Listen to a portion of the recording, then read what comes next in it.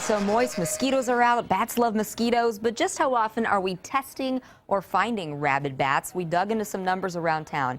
Look at this. Lee Summit, they tested 35 bats this year, and as you know, 3 of them tested positive for rabies. Overland Park, Kansas, we checked in. They've only gone on 8 bat calls so far in 2014. They sent 2 for testing, but they only now go out on bat calls if they believe somebody has been bit.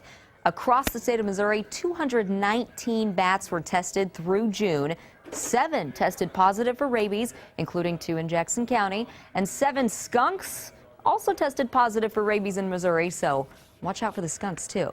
Well, rabies can be deadly once symptoms appear, so if you get bit, wash the wound with soap and water and get to a doctor. We talked to a few pest control experts today who admit sometimes people don't want to pay for a rabies test if a company comes out. They really insist you've got to do it under a few specific conditions, like could the bat have been in the house while anybody was sleeping? Also, were any kids or elderly exposed, because sometimes they aren't able to tell you, even loss of feeling. So if that's the case, you got to get that test. Remember, if you have come home from vacation, though, and maybe you find one, the house has been empty for a while, then it's probably okay to skip that.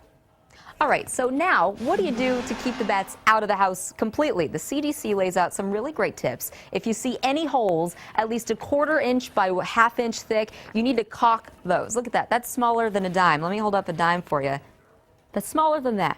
Also, fill electrical and plumbing holes with steel wool. Make sure your doors outside close tightly. Look, he's caulking these areas around this right now. This is a Kansas City home a few years back, and they needed to seal their house up. You have to do it, though, in the fall and winter. Otherwise, you might trap baby bats who will either die in there or try to get into your rooms. That's nothing anybody wants.